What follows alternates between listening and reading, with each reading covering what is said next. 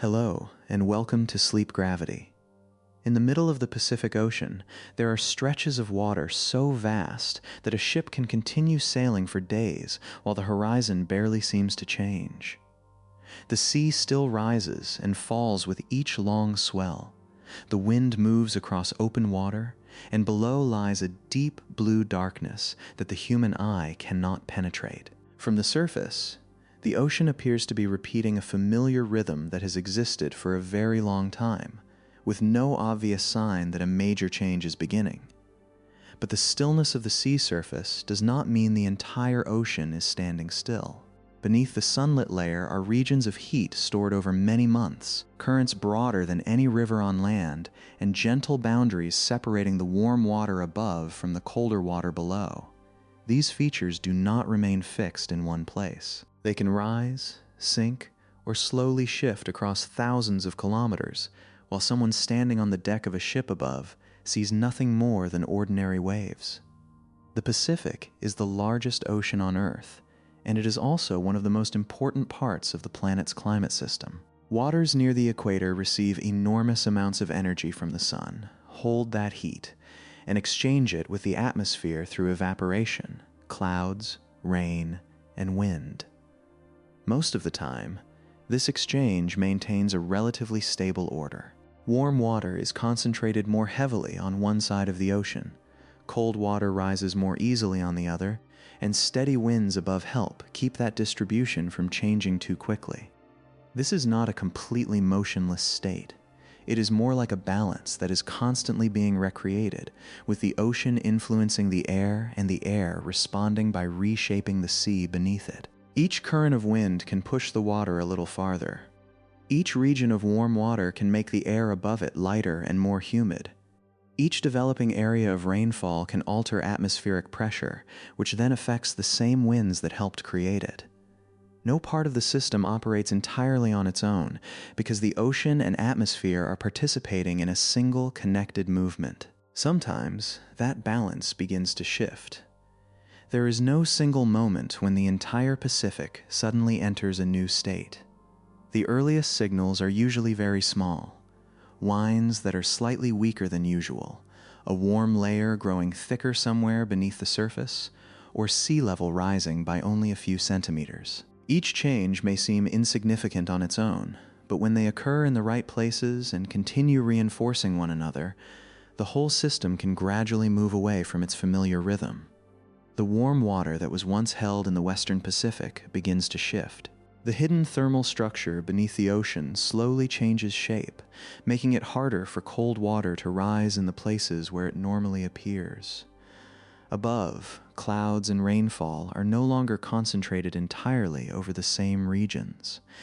This change does not move like a giant wave sweeping across the sea. It is more like a deep, slow, and far-reaching motion, gradually rearranging the relationship between water and air across the entire equatorial Pacific. When this process becomes clear enough, we call it El Niño. The name often appears alongside temperature maps, unusual rainy seasons, or stories about weather in many parts of the world. Because of this, El Niño is sometimes imagined as a stream of hot water crossing the Pacific, or as a separate event that appears and disappears after a few months. But the reality is much deeper. El Niño is not an object hidden on the ocean floor, nor is it a giant storm waiting to be released. It is a state of the entire ocean atmosphere system, formed when winds, heat, currents, and rainfall begin changing together. This is why the image of a machine can bring us closer to the true nature of the phenomenon. Not a machine made of metal with visible gears, but a planetary machine whose components extend across thousands of kilometers. Wind is the force that transfers motion across the sea surface. The ocean stores and transports heat. The deeper layers of water preserve traces of changes that occurred weeks or even months earlier. The atmosphere above receives those signals, amplifies them, and carries their influence farther away. Most of this machine lies beyond direct human sight. Even so, we have learned how to recognize its movements. Buoys floating across the Pacific measure temperature at different depths. Satellites overhead record the temperature and height of the sea surface. Changes of only a few centimeters can reveal where warm water is accumulating, while wind measurements help scientists determine whether the forces maintaining the old pattern are beginning to weaken. From these scattered signals, a much larger picture gradually emerges, showing how the ocean is changing from within before the rest of the world can clearly feel its effects. The question guiding us through this journey, then, is not only how El Niño changes the weather. The deeper question lies beneath the surface of the sea. How can a slow movement of heat across the Pacific alter, the winds above, carry rain into new regions, and eventually affect the climate of places far away? To answer it, we will begin before El Niño appears, while the machine is still operating in its familiar rhythm. We will look at how the winds hold warm water in the west, how cold water rises in the east, and how an invisible landscape of temperature is maintained beneath the surface. Only by understanding that original balance can we recognize what truly changes when El Niño begins. Because the climate machine beneath the Pacific does not awaken from complete silence. It is always moving. El Niño appears only when those familiar movements begin to settle into a different rhythm. Before El Niño can alter the rhythm of the Pacific, the ocean already contains an uneven structure. From the shoreline or the deck of a ship, the surface still appears almost level all the way to the horizon. Waves rise and fall, and the tides change with time, but nothing suggests that one end of the ocean is holding more warm water than the other. Only when measurements extend across thousands of kilometers does that difference begin to emerge. The equatorial Pacific receives a great deal of energy from the sun throughout the year. Sunlight warms the upper layer of the ocean, but that heat is not distributed evenly across the entire basin. Part of the reason lies in the trade winds, which blow steadily from east to west. These are not violent gusts that appear and quickly disappear, but a broad, persistent movement that lasts long enough to push surface water across enormous distances. At any single moment, the effect of the wind on the sea may seem insignificant. It creates friction at the surface, causing the thin upper layers of water to move in the same direction. But as this continues for days and months across the equatorial region, warm water is gradually carried toward the western Pacific. The entire ocean does not drift to one side. It is mainly the water near the surface, where most of the sun's heat is stored. Over time, a region of unusually warm, deep water forms around Indonesia, Papua New Guinea, and the surrounding areas. Scientists often call this the Western Pacific Warm Pool. It has no sharp boundary like a lake enclosed within the ocean, but both the temperature and the depth of the warm layer differ greatly from those near the coast of South America. This region stores an immense amount of energy, enough to support intense evaporation, towering clouds, and broad areas of tropical rainfall above. The buildup of warm water in the west also creates a small but measurable difference in sea level. Warm water expands more than cold water, while the winds continue pushing surface water in the same direction. As a result, under normal conditions, sea level in the western Pacific is higher than in the east. This difference does not form a slope that a person could see while standing at sea, because it is spread across nearly the entire width of the ocean. Yet on a planetary scale, the Pacific is truly tilted slightly. The ocean can be imagined as an enormous bowl of water held at a gentle angle toward the west by an invisible hand. That hand is the trade winds. Warm water gathers more deeply at the lower end of the bowl, while at the opposite end, the warm layer is thinner, and the colder water below lies closer to the surface. This image does not capture every complex current in the ocean, but it helps reveal that the Pacific's normal state is not uniform. Its balance is built upon a slope that is already there.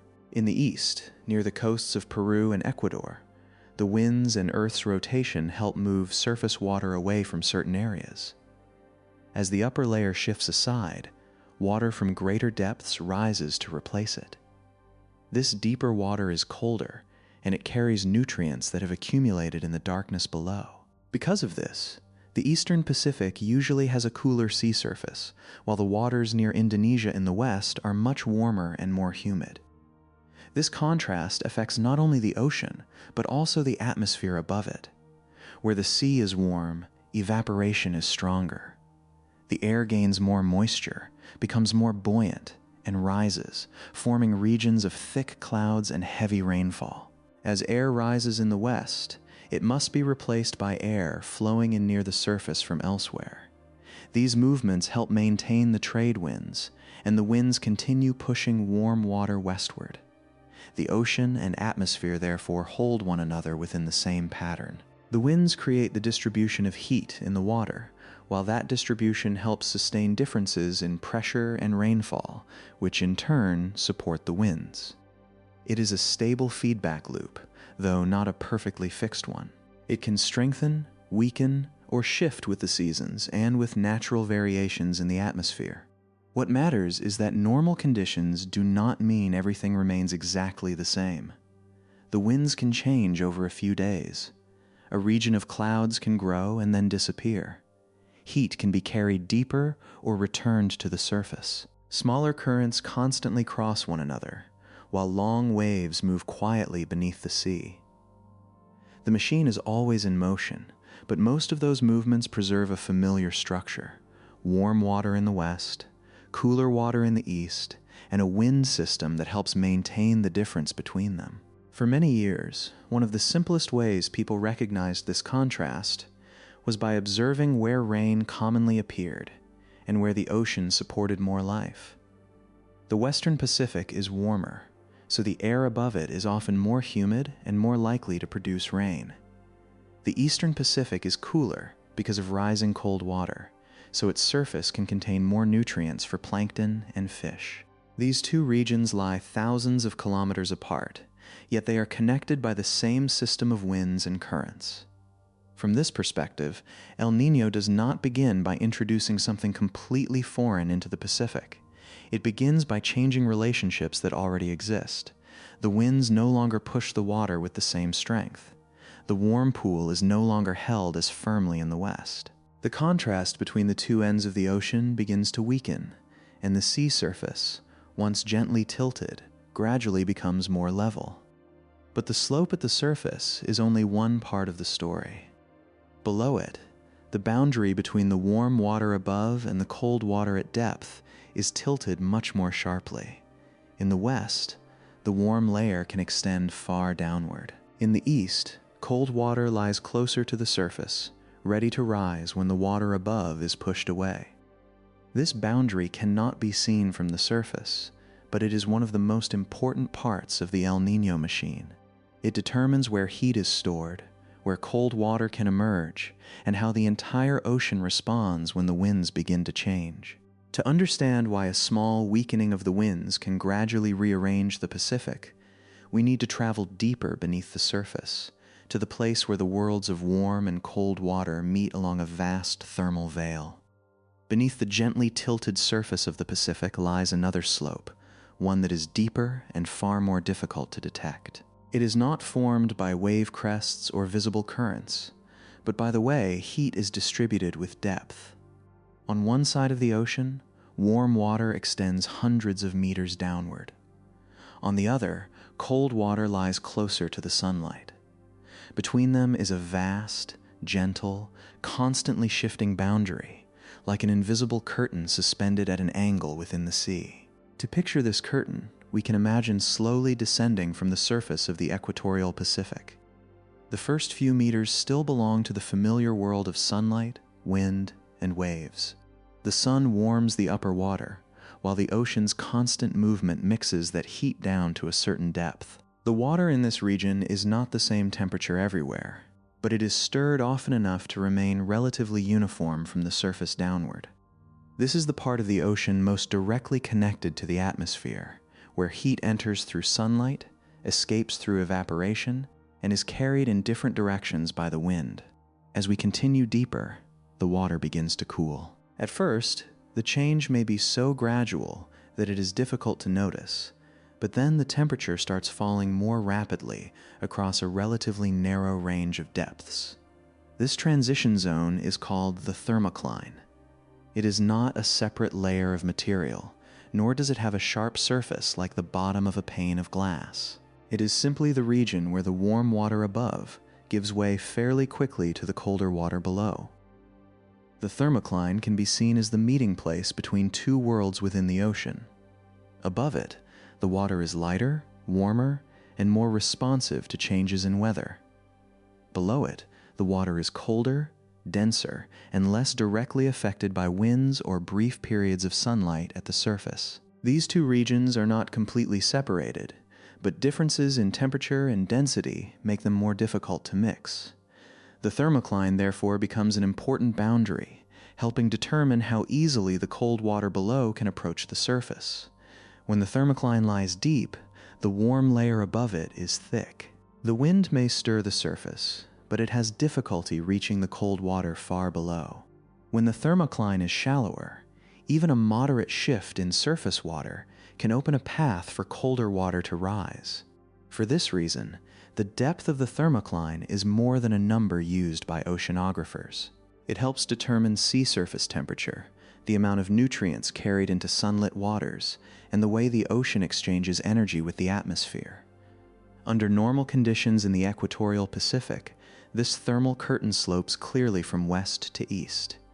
The trade winds continually push warm water toward Indonesia and the surrounding seas, causing the warm layer in the west to grow thicker. There, the thermocline is pressed deeper, as though the weight of an enormous pool of warm water were making the curtain sag downward. The heat received from the sun is not only spread across the surface, but stored within a body of water that reaches to considerable depths. Farther east, this structure gradually changes. Near the central Pacific, the warm layer becomes thinner, and off the coast of South America, the thermocline lies much closer to the surface. Cold water does not have to travel far to reach the sunlit zone. From above, this difference is almost impossible to see. A ship sailing from Indonesia to Peru would still see only water and the horizon. Yet beneath it, the depth of the warm layer would be changing little by little throughout a journey of thousands of kilometers. This is the invisible landscape of the Pacific. On land, we recognize mountains, valleys, and plains through changes in elevation. In the ocean, temperature creates a landscape of its own, one that is not fixed, but still has a clear structure. The deep, warm water in the west resembles a broad valley where the thermocline sinks downward. The east is like a gently rising slope that brings the thermal curtain closer to the surface. This entire structure is held in its familiar position by the persistent influence of the trade winds. This curtain is never completely still. It shifts with the seasons, moves when the winds change, and rises or sinks as vast bodies of water are redistributed. A brief gust may disturb the sea surface for only a few hours, but broader and more persistent changes can leave traces deep within the ocean. By making the warm layer thicker in one place and thinner in another, the atmosphere can reshape the thermocline without creating any boundary visible to the human eye. The ocean, therefore, responds not only to what is happening in the present, it also preserves traces of winds that passed over it weeks earlier. Heat can be pushed downward, remain stored in the water, and continue moving slowly long after the sky above has changed. In this way, the Pacific carries a kind of memory. Short-lived changes in the atmosphere can sometimes be recorded in the depth of the warm layer, waiting until later movements bring them back toward the surface. This ability to store heat is what makes the world beneath the sea so important to El Niño. Surface temperature reveals only the most visible part of the ocean at a given moment. Two regions may have nearly identical surface temperatures, while one contains only a thin layer of warm water and the other holds a deep reservoir of warmth below.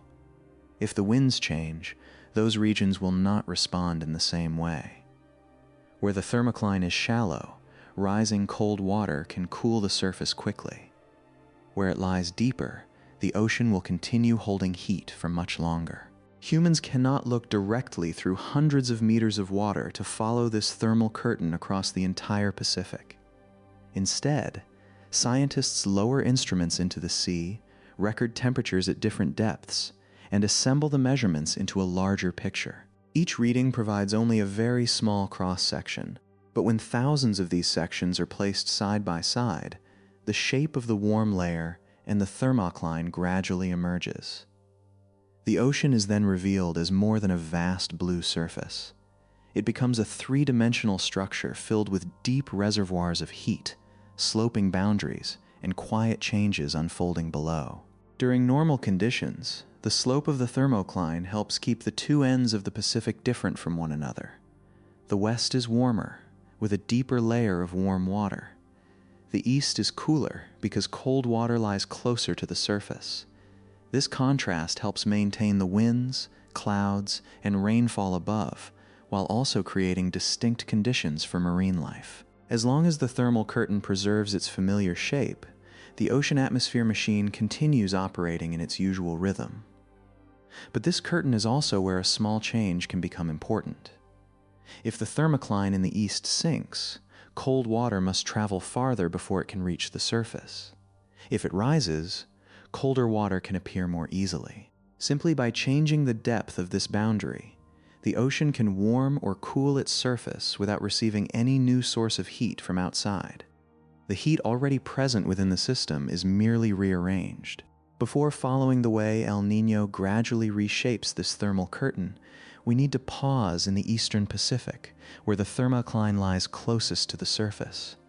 There, cold water from the depths can slowly rise, carrying nutrients that have accumulated in the darkness below.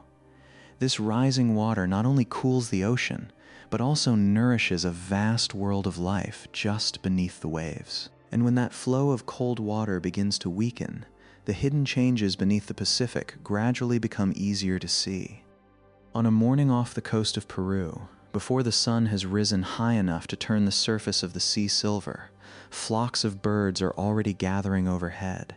They circle low above the water, suddenly diving toward it before rising again through the waves. Beneath them, schools of anchovies move close together in dark ribbons, reacting almost as one whenever a bird breaks through the surface. A little farther away, sea lions dive into the cool water, while small boats slowly make their way toward the places where life is gathering. The scene does not begin with the fish, nor does it begin with the birds. Its source lies much deeper, in a movement that leaves almost no visible trace on the sea surface. Along the western coast of South America, the wind often blows nearly parallel to the shoreline. Friction causes the uppermost layer of water to begin moving. But the water does not simply travel in the same direction as the wind. Earth is rotating, and that motion causes bodies of water moving across a round planet to gradually turn away from their original path. In the southern hemisphere, this deflection tends to carry surface water away from the coasts of Peru and Chile. No true empty space opens within the ocean. As surface water is pushed offshore, water from below slowly rises to replace it. This movement does not resemble a stream rushing straight upward from the seafloor. It unfolds across a broad region, with layers of water rising so gradually that a passing ship might never notice, yet persistently enough to transform both the temperature and the living world of the sea. Oceanographers call this process upwelling. The rising water is colder than the sun-warmed layer above it. It comes from beneath the thermocline, where temperatures are lower and light is no longer strong enough for plants to carry out photosynthesis. Yet another cycle continues within that darkness. Fragments of organic matter from the surface, dead plankton cells, biological waste, and tiny pieces of living bodies slowly sink downward. Bacteria break them apart, returning substances such as nitrate, phosphate, and silicate to the water. In the depths, these nutrients can accumulate over long periods. The raw materials are present, but light is absent. Near the surface, sunlight is abundant, but nutrients are often used up quickly by living organisms. Upwelling reconnects these two regions, carrying what has rested in darkness back into waters where energy from the sun can still reach it. When nutrient-rich water rises, the first organisms to respond are not large fish or seabirds, but phytoplankton. They are so small that most cannot be seen individually, drifting with the currents and absorbing light through pigments within their cells. Under favorable conditions, they multiply so rapidly that the color of the sea can shift slightly. A stretch of water that once appeared empty begins to fill with life, though on a scale too small for the eye to distinguish one organism from another. From this invisible foundation, the entire network above is built. Zooplankton feed on phytoplankton. Small fish gather where food is plentiful. Larger fish follow them, and then come seabirds, sea lions, whales, and humans. A significant part of the abundance off the Peruvian coast is supported by cold water rising from below, carrying material that the ocean has stored for months or even years. This makes the Eastern Pacific a place that can seem almost contrary to intuition. Its water is cooler than many other tropical seas, yet it can support an extraordinary amount of life. In warm, clear waters, the upper layer is often light, stable, and difficult to mix with the depths below.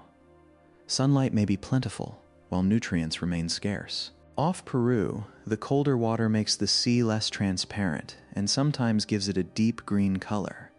But that same richness in nutrients creates one of the most productive fishing regions on Earth. The Humboldt Current, also known as the Peru Current, helps maintain this environment. It carries cool water from higher latitudes northward along the South American coast toward the equator. Yet this coastal current is only part of the story. The true abundance appears when that cool water combines with upwelling, which continually brings nutrients from the depths into the sunlit zone. Farther offshore, along the equator, a similar process also takes place. The trade winds push surface water westward. Because of Earth's rotation, water north of the equator tends to turn north, while water to the south tends to turn south. The two surface flows move slightly apart, allowing colder water from below to rise between them. The cool waters of the Eastern Pacific are therefore not created by a single ocean current. They result from several movements working together. Winds blowing along the coast, surface water moving away from land, the Humboldt Current carrying cool water northward, and the separation of surface waters near the equator. All of these operate above a thermocline that lies relatively close to the surface, allowing the cold water below to reach the light without traveling very far. Under normal conditions, these processes form a steady rhythm. The wind continues to blow. Surface water continues to move away. Deep water rises, carrying nutrients, then absorbs heat from the sun before joining other currents. Organic matter is created at the surface, sinks, decomposes, and may one day return through the same cycle. The ocean, then, does more than transport water. It circulates matter between light and darkness, between organisms living near the surface and nutrients stored in the depths below. A school of fish appearing near the coast is not an isolated event. It is the visible part of a chain of motion that begins with the wind, passes through cold water, and continues through plankton cells smaller than a grain of dust. Coastal communities once recognized this rhythm without measuring temperatures at dozens of different depths. They watched the color of the water, the direction of flying birds, the location of fish, and changes in the wind. When the sea was cool and rich with food, life gathered close to shore. When the water grew warmer and the fish moved elsewhere, they understood that the ocean's familiar structure had changed, even though they could not see what was happening to the thermal curtain below. The abundance of the Eastern Pacific has therefore always depended on a delicate condition. Cold water must remain close enough to the surface for the wind to bring it upward. The shallower the thermocline, the shorter the journey. But if the warm layer above grows thicker and the thermocline sinks, the nutrients are still present, yet they lie farther from the light. The wind may continue to blow, but less cold water will reach the surface. During El Niño, this change can unfold across an enormous region. The fish do not disappear overnight, and the ocean does not cease to live, but the location of its food supply begins to shift. Some species move deeper or search for other cool waters. Seabirds must fly farther. Places once filled with movement may become quieter, not because the deep water has lost all its nutrients, but but because the path connecting those nutrients to the sunlight has grown longer. Before this can happen, another part of the machine must begin to change its rhythm. The same winds that sustain upwelling and hold warm water in the west no longer blow with their familiar strength. At first, the weakening may last only a few days and nearly disappear among the atmosphere's ordinary variations. But sometimes, the winds do not return to the way they were. And as the invisible hand resting on the surface of the Pacific begins to loosen its grip, the cold water that once nourished the Eastern Ocean gradually loses its familiar path upward. In the Western Pacific, where the sea holds a vast reservoir of warm water, the sky is rarely completely still. Water vapor continually rises, towering clusters of clouds form and dissolve, and regions of tropical rainfall move across the ocean according to the atmosphere's own rhythm. Most of the time, beneath these short-lived changes, the trade winds continue blowing westward, steadily enough to keep the Pacific's familiar structure from being disturbed too far. But sometimes, among the shifting clouds and rain, the direction of the winds near the surface begins to change. At first, this may appear only as a weakening in the airflow that normally moves from east to west. In some places, the air near the sea surface becomes almost calmer than usual. Elsewhere, the wind may even reverse direction for several days, blowing from west to east. These reversals are often called westerly wind bursts. They do not cover the entire Pacific, nor do they always last long enough to cause a major change, but when they appear in the right place, they can act directly on the warm water gathered in the west. To understand why such a seemingly small change matters, it is important to remember that the trade winds do more than pass over the sea. For months, they have continually transferred part of their momentum to the upper ocean, pushing warm water toward Indonesia and maintaining the slope of the entire system. The deep warm layer in the west, the shallow thermocline in the east, and the rising cold water off South America are all different parts of the same state, held in place partly by the wind. When the winds weaken, the force maintaining that state weakens as well. Warm water does not immediately rush eastward like water escaping through a broken dam, because the ocean has inertia, its own currents, and an enormous area across which it must respond. Still, the previous balance begins to loosen. Water that had been gathered in the west can spread back toward the central Pacific. The slope of the sea surface begins to diminish, and the thermocline starts adjusting to the new distribution of water above it. The trade winds do not weaken in exactly the same way during every El Niño event. In some years, the change begins with a series of westerly wind bursts emerging among powerful storm systems in the western Pacific. In others, the weakening is broader but less sudden.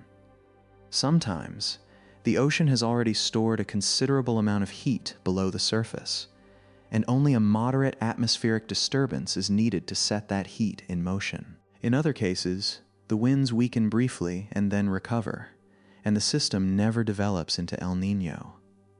There is therefore no single moment that can always be identified as the definite starting switch for the phenomenon.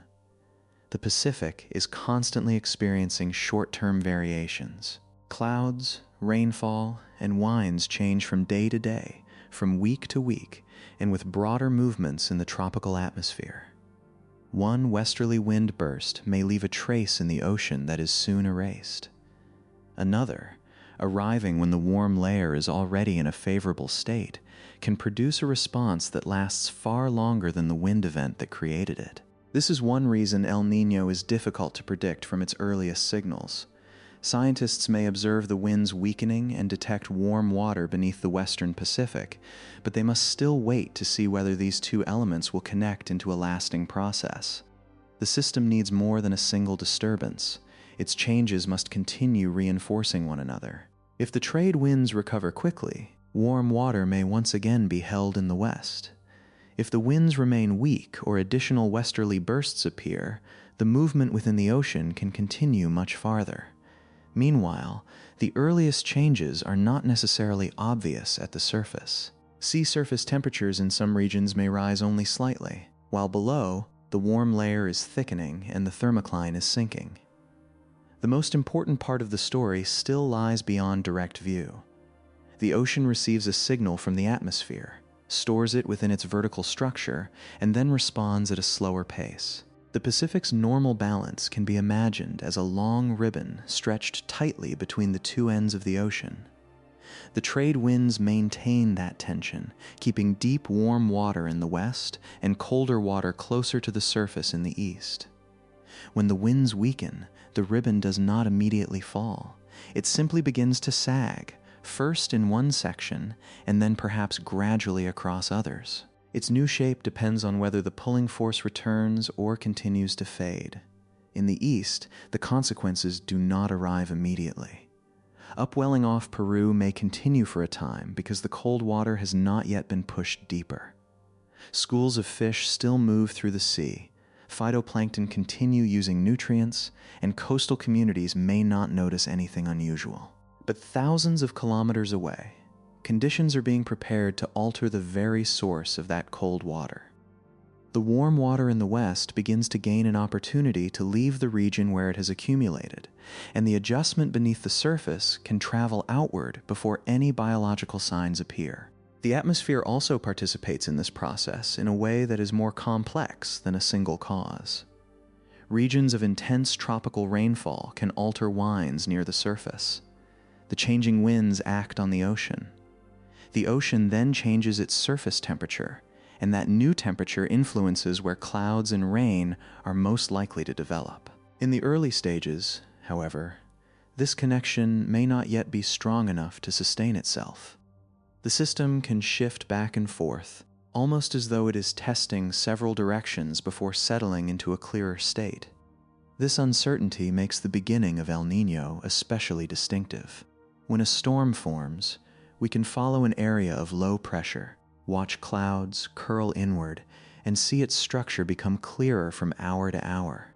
El Niño does not appear in this way. It develops through many scattered processes spread across an area larger than a continent, with one part carried in the wind, another hidden in the depth of the thermocline, and another held within heat the ocean stored earlier. The buoys across the Pacific therefore measure not only water temperature, but also wind direction and speed.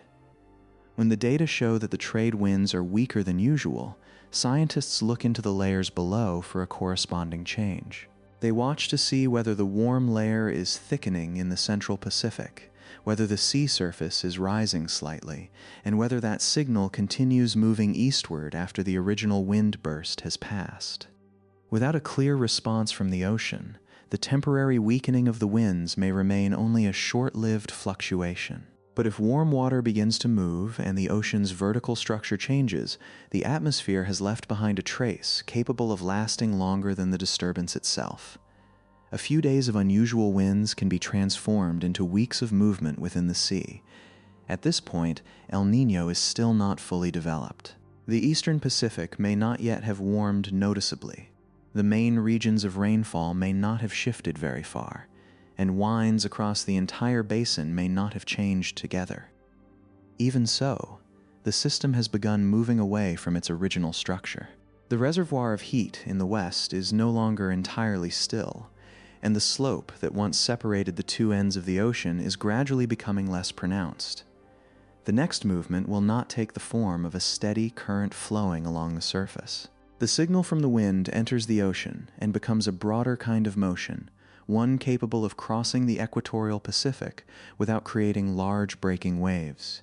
It raises the sea surface ever so slightly, pushes the thermocline deeper, and carries warm water eastward over many weeks. At the surface, a ship may continue its voyage without noticing anything unusual. But beneath it, the ocean has already begun sending out an enormous wave that will never break against the hull. A few days after a westerly wind burst passes through the western Pacific, the sky may have returned almost to normal. Thick clusters of clouds gradually dissolve, the rain moves away from the waters it crossed, and winds near the surface once again shift with the unpredictable rhythms of the tropical atmosphere. From the deck of a ship, there may be almost no sign that anything unusual has happened. But the ocean does not forget the wind as quickly as the atmosphere does. The energy transferred into the sea remains there, continuing to move long after the clouds above have disappeared. What follows does not take the form of a violent current. No wall of water advances across the horizon, and no towering wave lifts ships high above the sea. The surface changes only slightly across a vast region, while below, the warm layer grows thicker, and the boundary separating it from colder water is pushed deeper. An immense movement is crossing the Pacific, but it is too broad in scale and too slow in pace for someone standing directly above it to notice. Scientists call it an equatorial Kelvin wave. The name may bring to mind the familiar waves of the sea, where water rises into a crest and falls into a trough. But a Kelvin wave is expressed mainly through changes in the shape of the upper ocean. As it passes through a region, the sea surface may rise slightly, the warm layer may extend deeper, and the thermocline may sink. These changes move eastward together, like a signal being transmitted through the body of the ocean. It is not an entire body of water leaving Indonesia and flowing intact all the way to the coast of South America. Water does move, but what travels farther is the change in the depth and thickness of the warm layer. We can imagine a blanket spread across a bed. If one end is lifted and lowered, a fold can travel toward the other side, even though the blanket itself does not slide completely out of place. In the Pacific, that fold is not carried through fabric, but through sea level, temperature, and the depth of the thermal curtain. The westerly wind burst described earlier is one way such a fold can be created. When the wind changes direction or the trade winds weaken, the warm water gathered in the west is no longer held as firmly as before. The ocean responds with an adjustment, and that adjustment begins to spread away from the place where it formed. The wind may have ended, but its signal continues traveling eastward. The equator provides a natural pathway for this journey. Earth's rotation causes water on either side of the equator to turn in different directions. That difference helps keep much of the wave's energy close to the equatorial band, instead of allowing it to disperse rapidly toward the north and south. No physical wall guides it, but the planet's rotation creates a natural corridor stretching across nearly the entire width of the Pacific. Within this corridor, the signal can cross thousands of kilometers in a relatively short time by oceanic standards. A season on land may not yet have ended before a change that began in the west has crossed the central Pacific and continued toward South America. Beneath a sky that appears completely ordinary, the warm layer is quietly expanding into places where it was once much thinner. Even so, a single Kelvin wave is not enough to confirm that El Niño will develop. The Pacific is always fluctuating, and many signals appear and fade without shifting the entire system into a new state. If the trade winds soon strengthen again, warm water may once more be pushed back toward the west. The thermal curtain can gradually recover its former slope, and the trace of the wave may dissolve into the ocean's many other large-scale movements. But there are times when a new wind burst arrives before the first signal has faded. Another Kelvin wave forms, and perhaps another after that. These movements do not have to be identical, but each one can deepen the warm layer across the central and eastern Pacific. The ocean is no longer simply vibrating around its familiar state. It is beginning to accumulate a new shape. To follow this journey, scientists must combine measurements from two very different places. At sea, moored buoys along the equator record temperatures at many depths. When a Kelvin wave passes, their sensors show that warm water is extending farther downward than before. Later, buoys positioned farther east begin to record the same change. Each station sees only a tiny part of the ocean, but when the data are arranged side by side over time, the path of the wave gradually becomes visible. From above, satellites observe very small changes in sea level. Warm water expands, and a thicker warm layer causes the surface to rise slightly. Once the effects of tides, ordinary waves, and other short-term movements are removed, a band of sea surface standing higher than normal can be detected along the equator. The buoys reveal what is happening at depth, while the satellites show how the signal extends across the surface. Together, these two perspectives create a picture that no single ship or instrument could observe on its own. Among the sequences of numbers and colored maps lies a remarkably quiet image. A signal that began in the west appears at one measuring point after another, passing across lines of longitude like light moving slowly through a row of windows. No sound marks its arrival. There is only warmer water at a certain depth, a slight rise in the sea surface, and the thermal curtain retreating farther from the sunlight. The farther east these changes travel, the more important they become. Under normal conditions, the thermocline there lies relatively close to the surface, allowing cold, nutrient-rich water to rise. When a Kelvin wave pushes the thermocline downward, it does more than alter an invisible boundary. It draws the colder water away from the region where the wind can easily bring it into the light. The wave does not remove the nutrients, nor does it make the deep water disappear. It simply lengthens the path upward. Surface water may still be pushed aside, but the replacement water now comes from a layer that is warmer than before. Cooling weakens, the sea surface retains heat more easily, and the eastern Pacific begins to lose the feature that once distinguished it from the warm waters farther west. This is the true culmination of the Kelvin wave's journey. It does not crash onto the coast of Peru, yet it reaches the most sensitive part of the entire system. Simply by deepening the thermocline, the wave affects sea surface temperature, upwelling, and the supply of nutrients that supports phytoplankton. Schools of fish do not immediately leave, and clouds and rainfall do not shift position within a single day, but the foundation of the old state has begun to change. When the signal reaches the eastern boundary, it does not simply stop. Part of the movement can travel along the coast, while other parts reflect back into the ocean as different kinds of waves. The Pacific continues to adjust, disperse, and redistribute the energy introduced by the winds weeks earlier.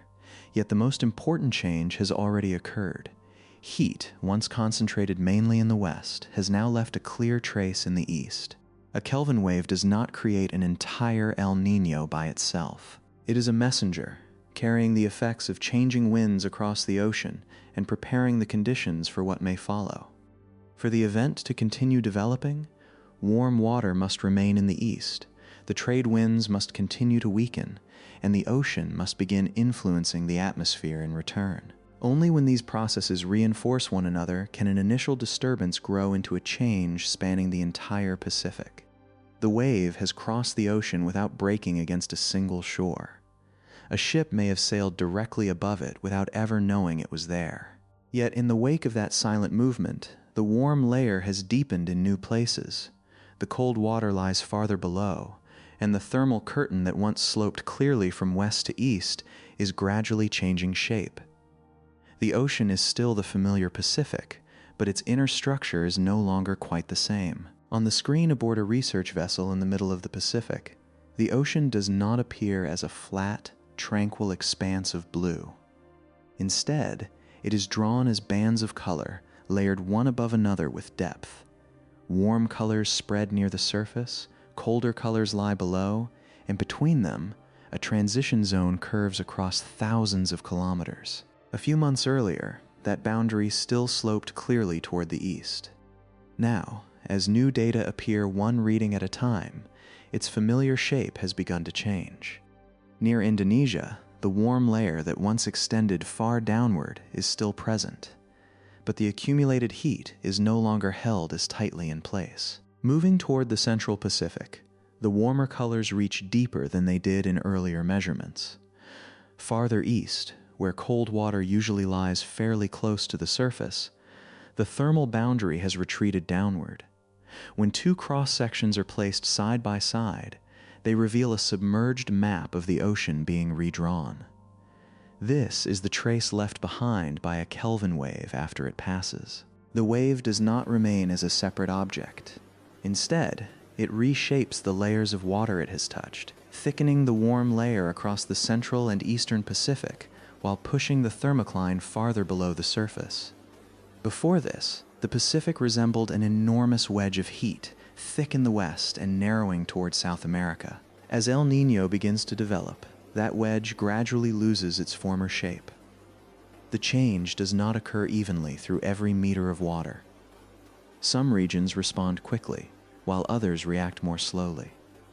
Local currents, winds, and smaller disturbances continually cause the thermal boundary to ripple upward and downward. But when we step back from those details and look across the entire equatorial region, the larger trend becomes clear. The ocean is becoming less tilted. Under normal conditions, this slope is what helps keep cold water close to the surface in the eastern Pacific. The warm layer there is relatively thin, so when the wind moves surface water elsewhere, upwelling can easily draw colder water upward to replace it. That cold water acts like a continuous source of cooling, keeping the waters off South America very different from the deep reservoir of warmth in the west. But as the thermocline sinks, the distance between the sea surface and the source of cold water increases. Upwelling can continue because the winds and the movements of the ocean have not disappeared. What changes is the kind of water it brings upward. Instead of reaching the deeper cold layer, the process may draw only from the relatively warm water above the thermocline. The mechanism is still operating, but its ability to cool the surface has weakened. From one day to the next, the difference may be very small. Sunlight still falls on the same stretch of ocean, the wind still disturbs the surface, and the temperature does not rise as though someone had switched on an enormous heater beneath the seafloor. The eastern Pacific warms mainly because it is no longer being cooled as effectively as before. Heat already present in the upper water remains there longer, while the cold water is placed at a depth that is more difficult to reach. This is a subtle way for temperature to change. On land, we often imagine that a place becomes warmer because it receives more heat. In the ocean, a region can also warm when a pathway for releasing heat or a source of cooling becomes weaker. No new sun is needed, and no sudden current of hot water has to appear. Simply lowering the boundary between warm and cold water can alter the balance at the surface. As the warm layer thickens, the sea surface above it also rises slightly. Warm water expands, and the redistribution of water gradually reduces the difference in height between the two ends of the Pacific. In the west, where most of the warm water was once stored, the surface no longer stands as much higher than before. In the east, where the Kelvin wave has arrived, relative sea level rises. No one standing on the coast of Peru can see that the slope of the entire ocean is becoming smaller. The change extends across far too great a distance for the human eye to perceive. Satellites, however, can detect it as bands of unusual sea surface height, while buoys below reveal the reason within the ocean's depths. One instrument sees the surface rising, another records the thermocline sinking. Both signals belong to the same movement. On a temperature map, the warm water no longer resembles a deep pool held tightly in the western Pacific. It stretches into a longer band across the Central Ocean and then expands towards South America. The East has not yet become completely like the West, but the once pronounced contrast between the two ends of the Pacific has begun to fade. This leveling is an important transition. El Niño requires more than one place becoming warmer than usual. The thermal structure of the entire equatorial region must change across a broad enough area for the atmosphere above to respond. A small pocket of warm water can be erased by the wind or carried away by currents. But when a band of warm water extends for thousands of kilometers, it begins to create a new surface beneath the air above. The western Pacific remains warm, and evaporation there is still strong. Large clouds continue forming across many regions. Yet the East is now retaining heat more effectively, and the Central Pacific is no longer as cool as it once was. The temperature difference between the two ends of the ocean decreases, and with it, the contrast in how the atmosphere responds to each region begins to change. The air does not read temperature maps as humans do, but it responds directly to the surface below. Where the water is warmer, the air near the sea receives more heat and moisture. It tends to become more buoyant, rise more easily, and provide more favorable conditions for clouds to develop. As the warm water expands eastward, the region capable of supporting convection is no longer confined as tightly to the western Pacific. At this stage, changes in the sky may still appear scattered. A cluster of clouds forming over the central ocean does not mean the entire atmosphere has entered a new state. Tropical rainfall is always shifting, and winds can strengthen or weaken for brief periods. But the ocean beneath has changed, and every new atmospheric disturbance now unfolds above a sea surface that is warmer, broader, and less steeply tilted.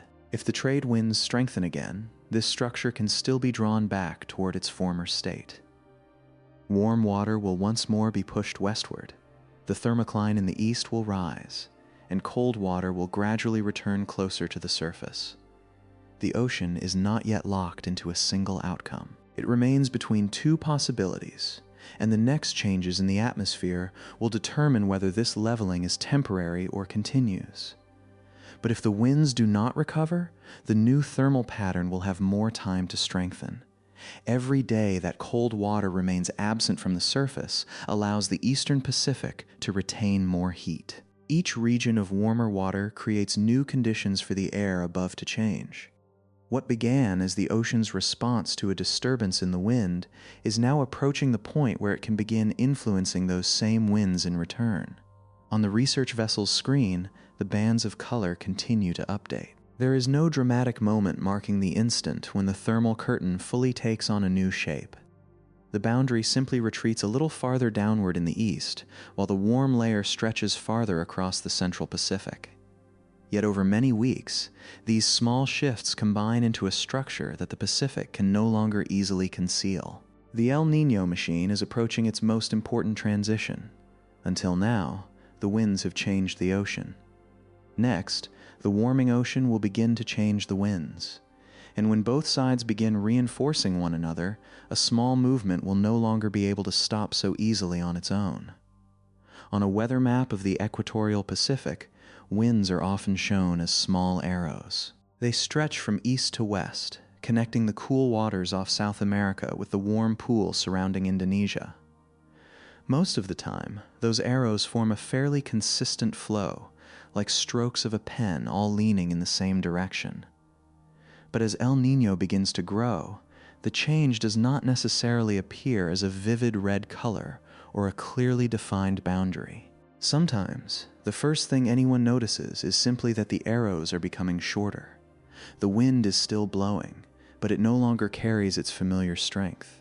In some places, it slows down. Elsewhere, its direction becomes less orderly, and bursts of wind from the west may reach deep into the central Pacific. Viewed over a single day, these differences can easily be mistaken for ordinary fluctuations in the tropical atmosphere. But when maps from many consecutive weeks are placed side by side, a different picture begins to emerge. The region of weaker winds does not disappear completely, while the sea beneath it continues warming across a broader area. The thermal curtain beneath the Pacific has already lost its former shape. The thermocline in the east has sunk, cold water lies farther below the surface, and the warm layer now extends through the central ocean. The Pacific is no longer simply carrying more heat into places that were once cooler. It is also gradually erasing the contrast that divided the basin into two very different regions.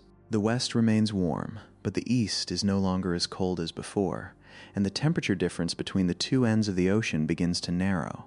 The atmosphere responds to this change, not through one sudden shift, but by adjusting the places where rising motion can form most easily. Under normal conditions, thick clouds and heavy rainfall tend to gather over the western Pacific, where the warm surface layer is deep and moisture is abundant. Air regularly rises there, while air near the surface flows in from the east to replace it. This circulation helps keep the trade winds moving westward, and those winds continue holding warm water in the very region that supports the rainfall.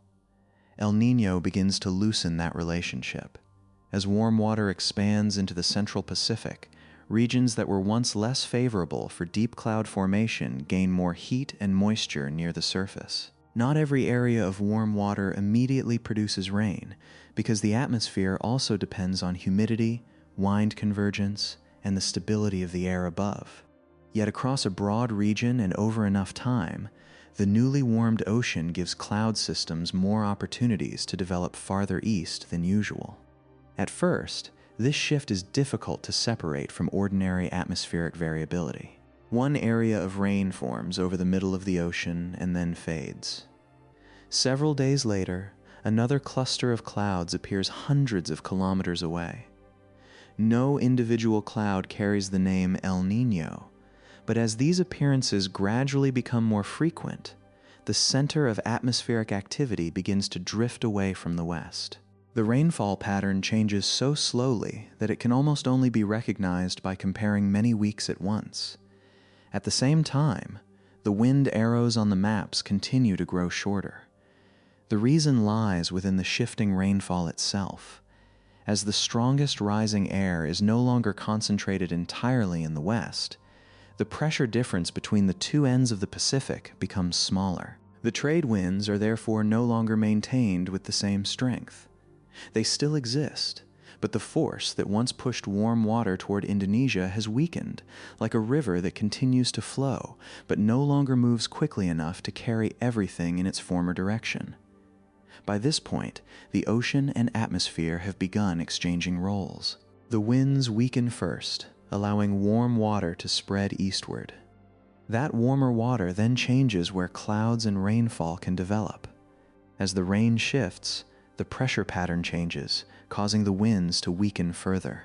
Weaker winds allow even more warm water to leave the west, keeping the thermocline deeper in the east and making it increasingly difficult for cold water to return to the surface.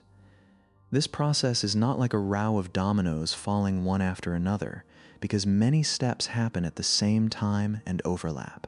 While one Kelvin wave is still carrying heat eastward, the atmosphere behind it may already be responding. As clouds develop over the central Pacific, upwelling off South America is also weakening. Each part of the system moves according to its own rhythm, yet all of them gradually point toward the same result. Weaker winds, warm water spreading farther east, and a continued fading of the contrast between the eastern and western Pacific. Jacob Bjerknes helped scientists recognize that these were not two separate stories, one belonging to the wind and the other to the sea. They were two halves of the same feedback loop, now commonly known as the Bjerknes feedback. The name may sound technical, but the idea beneath it is simple. The atmosphere changes the ocean, and the ocean then changes the atmosphere in the same direction. We can imagine a small boat drifting away from a dock. At first, only a light wind pushes it outward. If the current beneath it carries it back, the boat will not travel very far. But if the current also begins flowing in the same direction as the wind, the distance from the dock increases more quickly, even if neither the wind nor the current is especially strong. During El Niño, the atmosphere provides the first push, while the ocean becomes the current carrying the system farther from its former state. This image only helps us understand the direction of the change, because the real Pacific is far more complex. The winds may strengthen again for several days. Rainfall can shift westward and then expand toward the east once more.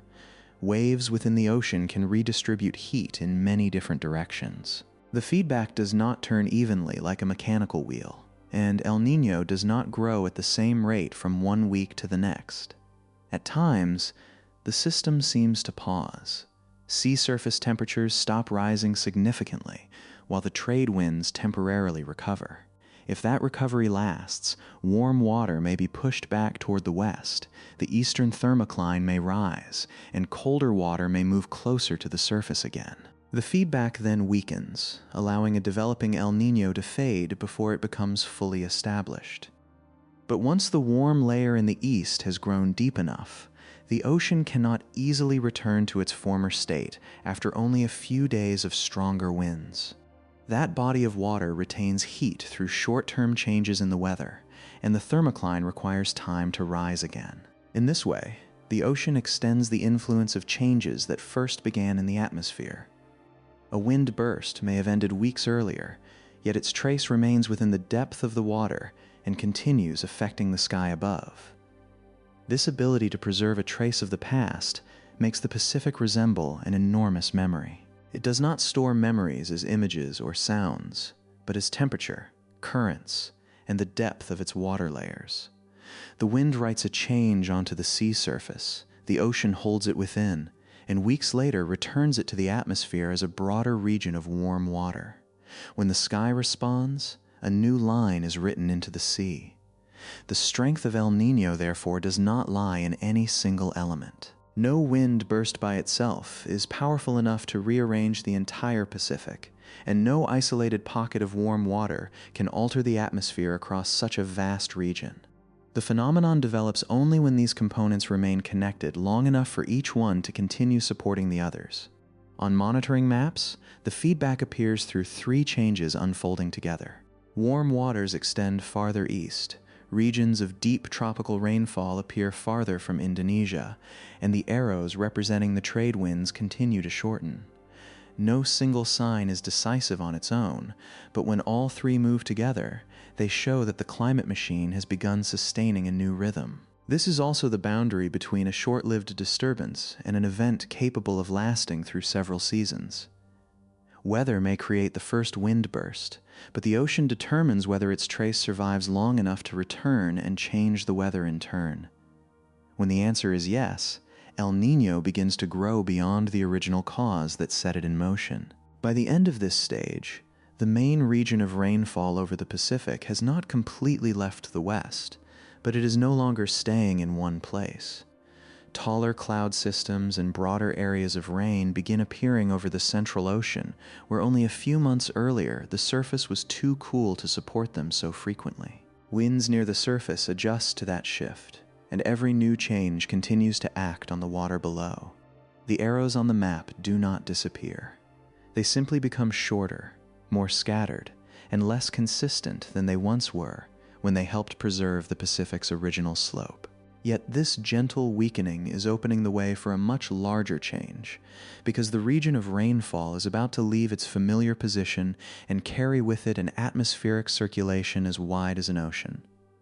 From here, the story no longer remains only within layers of warm and cold water. It begins to appear more clearly in clouds, rainfall, and columns of air rising in new places. The machine beneath the Pacific has sent its signal into the sky, and the sky is preparing to carry that signal much farther. Tropical rain does not belong to one fixed location. It appears where moist air is lifted high enough for water vapor to condense, form clouds, and return to the surface. Under normal conditions, this process is strongest around Indonesia and the western Pacific, above the deep pool of warm water gathered there by the trade winds. But as El Niño develops, the rainy season begins to shift its center of gravity elsewhere.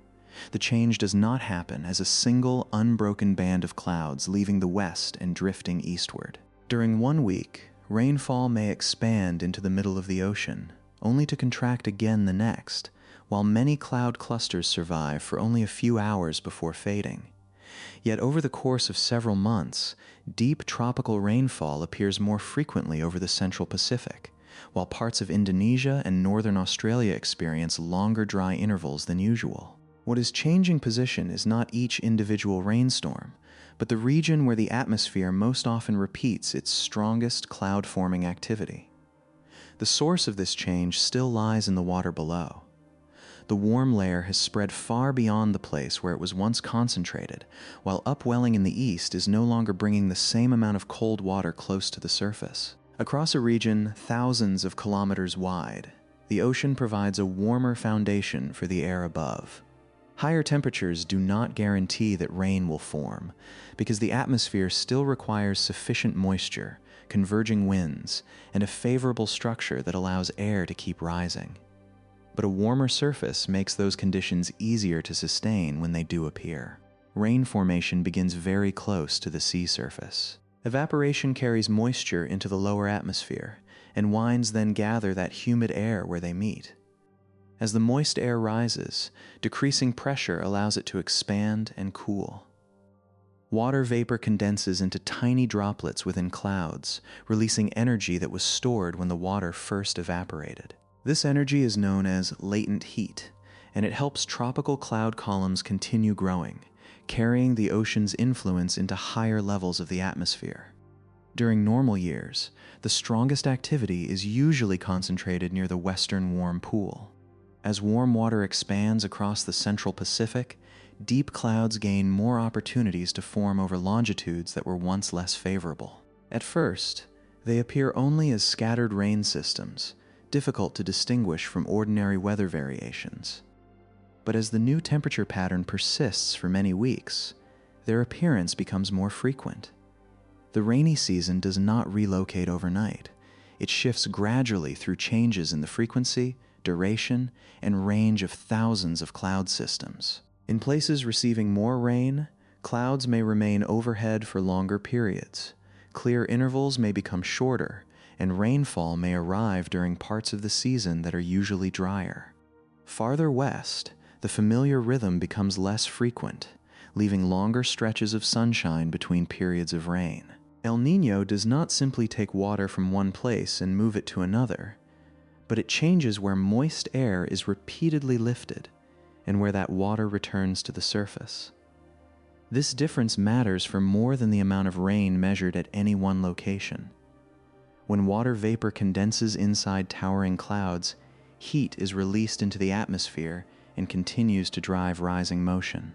Winds near the surface converge toward the region where air is ascending, while higher above, air spreads outward in different directions. A region of strong convection is therefore more than a place that receives rainfall. It becomes a center of energy exchange, capable of changing winds and pressure across surrounding areas. This is why sea surface temperature tells only part of the El Niño story. The ocean may warm without the atmosphere above responding immediately in the same way. Climate scientists also monitor rainfall, winds, and pressure to determine whether the two parts of the system have truly become connected. When deep rainfall appears farther east, the trade winds weaken, and these signals persist long enough. El Niño is no longer merely a temperature anomaly in the water. It has become a shared state of ocean and sky. These changes cannot be identified from a single rainstorm or one cloudy day. Tropical weather is naturally variable, and clusters of rain can appear and move away for many different reasons.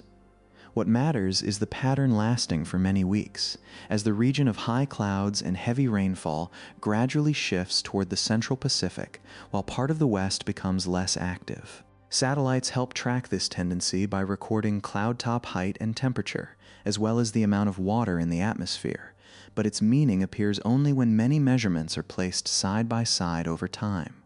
Beneath the clouds, water and energy continue their exchange. Water vapor leaves the ocean, rises, condenses, and returns as rain, while some of the heat remains in the atmosphere. When this process becomes concentrated in a new region, the Pacific changes not only where rain falls, but also where it transfers energy most strongly into the sky. This is the step that carries El Niño beyond the thermal structure below and into broader movements of the atmosphere.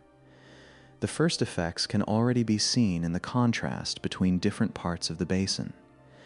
The central Pacific receives more rainfall and experiences more rising air, while some western regions lose part of the moisture that would normally return regularly to the surface. The degree of change differs from one El Niño event to another and does not determine the weather of every individual day, but it reveals that the center of tropical activity has moved away from its familiar location. At this stage, the warm water below remains the foundation of the process, but the role of the clouds has become more important. Each deep cloud column temporarily connects the sea surface with the upper atmosphere, carrying water vapor upward, returning rain below, and leaving energy behind in the air. As this activity becomes concentrated farther east, the way the entire Pacific exchanges heat with the atmosphere also begins to change. The relocation of the rainy season is therefore not merely a consequence of El Niño. It is the step that carries the phenomenon's influence out of the ocean. The region of strongest rising air is no longer where it once was, so the places where air spreads outward at high altitude and descends again must also adjust. Winds near the surface, currents of air above, and the pressure regions linking them cannot preserve their old structure once the center of rainfall has moved. Under normal conditions, these movements form a vast circulation connecting rising air in the west with descending air in the east, then closing the loop through the trade winds near the surface. As rainfall expands into the central Pacific, that circulation begins to weaken, shift away from its former position, and lose its ability to maintain the same contrast between the two ends of the ocean. This broad pattern of motion is called the Walker circulation. When its rhythm changes, El Niño no longer alters only where rain falls. It begins to rearrange the way air moves across the entire sky above the Pacific. After heavy rain falls over the central Pacific, the water returns to the sea, but the air that carried it upward continues on its journey. Inside deep cloud columns, water vapor condenses and releases heat, helping the humid air rise for many kilometers before reaching the thinner atmosphere above. Once there, it cannot remain concentrated over the same region indefinitely. The air spreads outward, moves away from the falling rain, and begins searching for a path back down toward other parts of the ocean. This process also occurs during normal years, but under those conditions, most of the rising air is concentrated around Indonesia and the western Pacific. From that broad, rainy region, air at higher altitudes flows eastward, gradually cools, and then descends over cooler parts of the ocean. Near the surface, it returns toward the west, forming the trade winds that keep warm water gathered at the opposite end of the Pacific. No invisible pipe guides the air along this path, but over many days and across a vast region, countless individual movements combine into an organized circulation. This is the Walker circulation, a pattern of motion extending across nearly the entire width of the tropical Pacific. Rising air is found over warm, rainy waters, while descending air usually appears above cooler regions, and winds near the surface connect the two. This circulation is both a result of the temperature contrast between east and west and a force that helps preserve it, because the trade winds continue pushing warm water westward while allowing cold water to rise in the east. During El Niño, the familiar path of the air begins to change as the region of rainfall expands into the middle of the ocean. Air now rises strongly at longitudes farther from Indonesia, so the upper-level flow also begins from a new location. The region of descending air can no longer remain exactly where it was, while winds near the surface gradually lose the continuity that once kept the circulation stable. The change does not occur everywhere across the Pacific at the same time, but over many weeks, the overall structure begins to loosen. In the west, rainy regions still appear, and the sea surface remains very warm, yet rising air is no longer concentrated there with the same dominance as before. Part of that upward motion has shifted into the central Pacific, carrying moisture and wind convergence with it. Places that once received frequent rainfall may experience longer dry intervals, not because the ocean below has suddenly become cold, but because the pathway of the air has changed and convergence is no longer focused entirely in its former location. Over the central Pacific, the opposite process unfolds. Rain becomes more frequent, cloud columns carry air upward, and pressure near the sea surface adjusts to the new activity. Air from both sides tends to gather where rising motion is stronger, causing the trade winds across part of the basin to weaken further. Winds that once flowed fairly steadily from east to west are now interrupted by convergent zones and bursts moving in other directions. Farther east, where air usually descends over cooler waters, stability also begins to weaken as the surface below grows warmer. The thermocline has deepened, and upwelling no longer cools the surface as strongly as before, allowing the lower atmosphere to receive more heat and moisture. This does not immediately turn the entire eastern Pacific into a region of heavy rainfall, but it reduces the dominance of sinking air and allows clouds to form more easily in some areas. The Walker circulation does not simply slide eastward intact, like a loop being pulled across a map. It weakens, changes shape, and at times becomes far less recognizable than its former structure. Rising air spreads across a broader region. areas of descent are redistributed, and near-surface winds no longer maintain the same strong direction across the entire equatorial Pacific. Parts of the circulation still remain, but they are no longer connected by the familiar rhythm that once held them together. This change helps explain how El Niño can bring more rain to one place while making another drier, even though both lie within the tropics. The atmosphere does not create an additional supply of air that can rise everywhere at once. When upward motion becomes stronger over the central Pacific, other regions must receive more descending air or lose some of the convergence that once brought them rainfall. What matters is not only how much moisture the atmosphere contains, but where that moisture is lifted and how the air later returns toward the surface. No two El Niño events alter the Walker circulation in exactly the same way. If warm water is concentrated mainly in the central Pacific, the region of rainfall and rising air may remain closer to that area.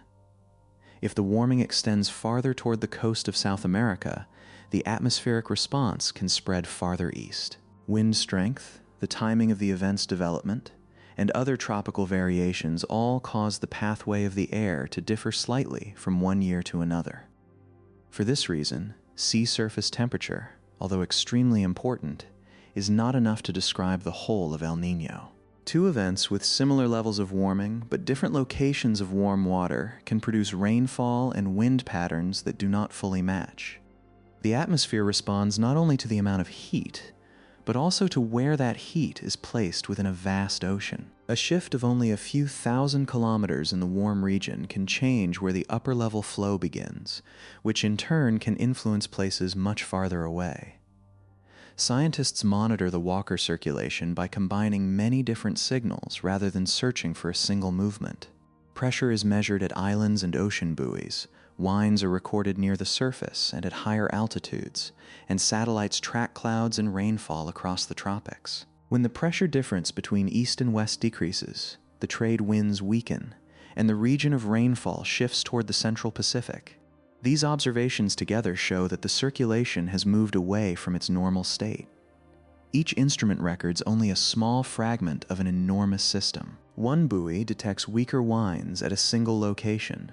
One island records unusual pressure, while a satellite sees deep cloud clusters forming over waters that were previously less active.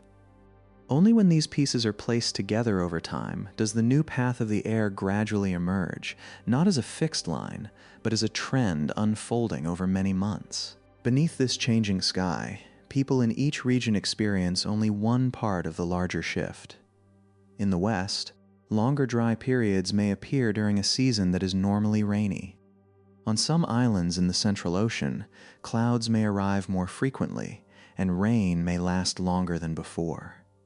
Near the east, the air may become more humid and less stable. No place can see the Walker circulation as a complete structure, but each lives beneath one section of that vast movement. As the circulation weakens, it also becomes less able to support the ocean's slope. Weaker trade winds allow warm water to remain across the central and eastern Pacific, keeping the thermocline deeper and extending the conditions that created El Niño. The Walker circulation, therefore, does not merely respond to the sea surface. Its changing pattern also helps preserve the new thermal structure below, continuing to connect ocean and atmosphere within the same machine. Yet atmospheric motion does not stop at the edge of the tropics. Air rising over the central Pacific spreads outward at high altitudes, and when the starting point of that flow changes, the regions it influences farther away also change.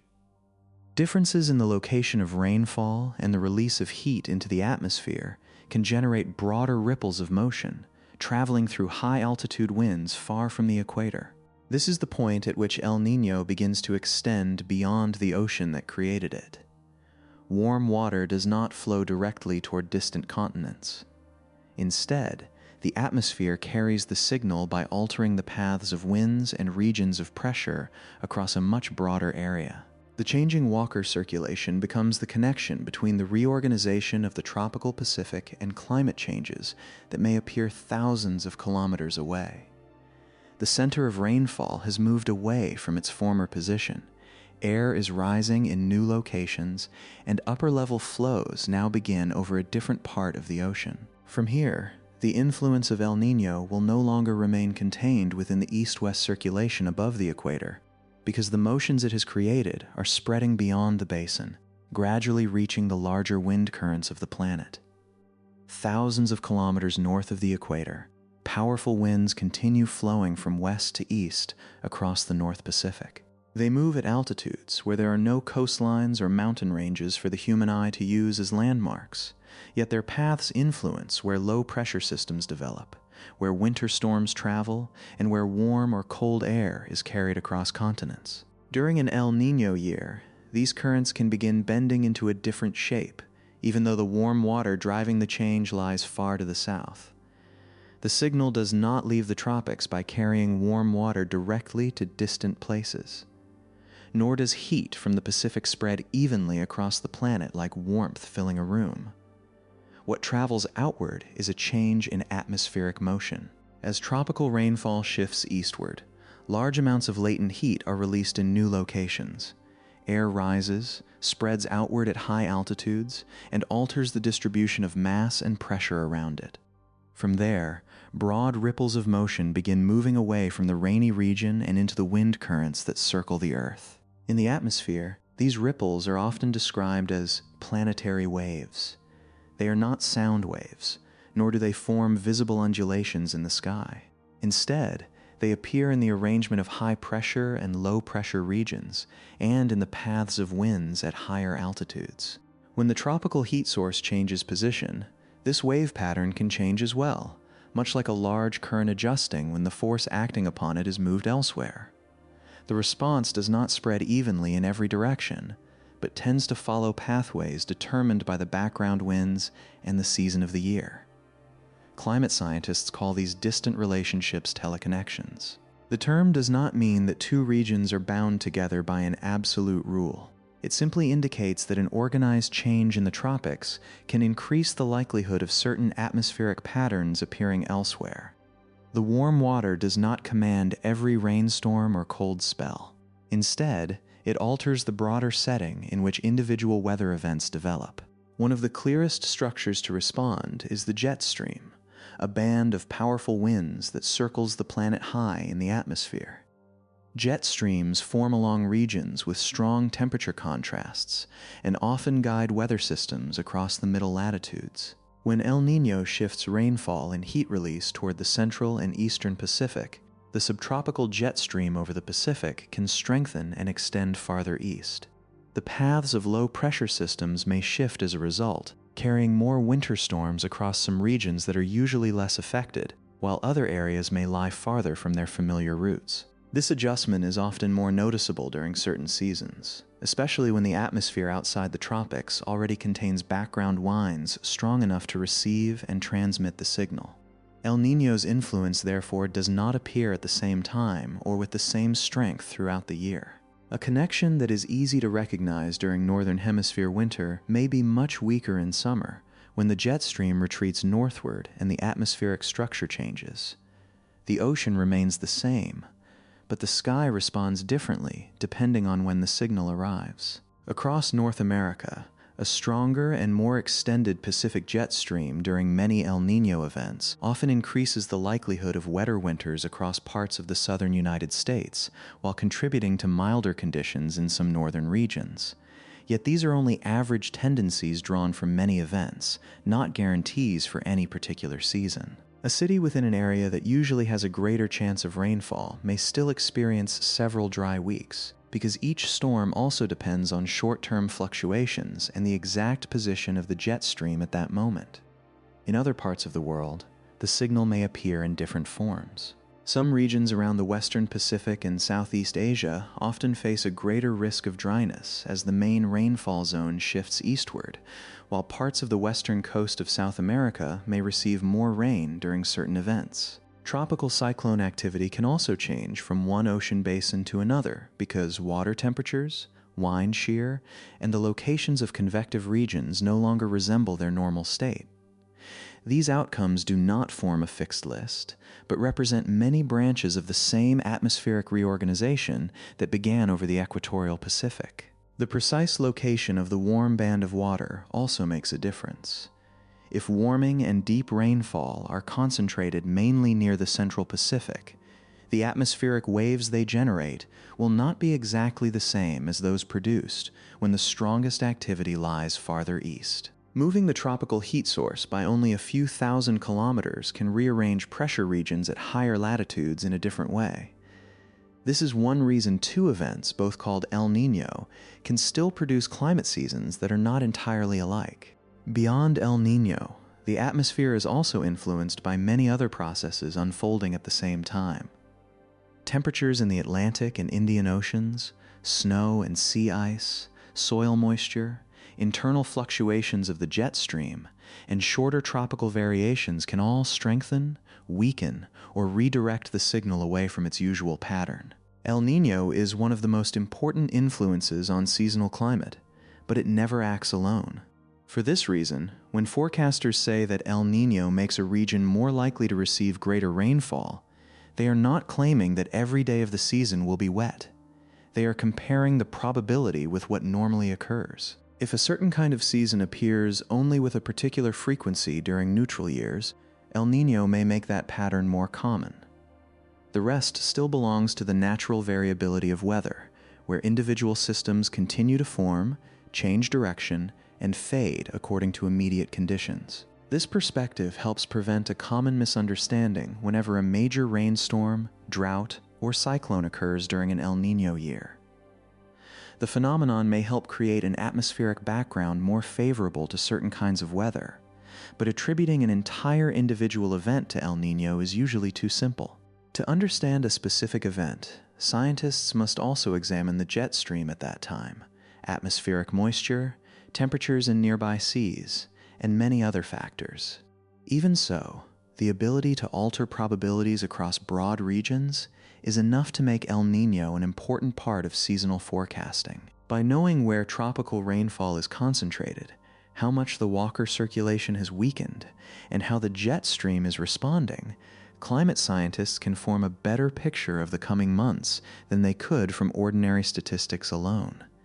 That picture cannot identify the exact day when rain will fall, but it can reveal which way the balance is beginning to lean. From a change barely visible beneath the sea surface, El Niño has now moved through many layers of the Earth system. The sinking thermocline makes it harder for cold water to reach the surface, allowing the eastern Pacific to retain more heat. Rainfall shifts away from its former center, and the Walker circulation loses its familiar structure. As heat is released in new locations within the atmosphere, planetary waves and jet streams carry the signal farther away, not as a command, but as a quiet adjustment in the likelihood of many different seasonal patterns.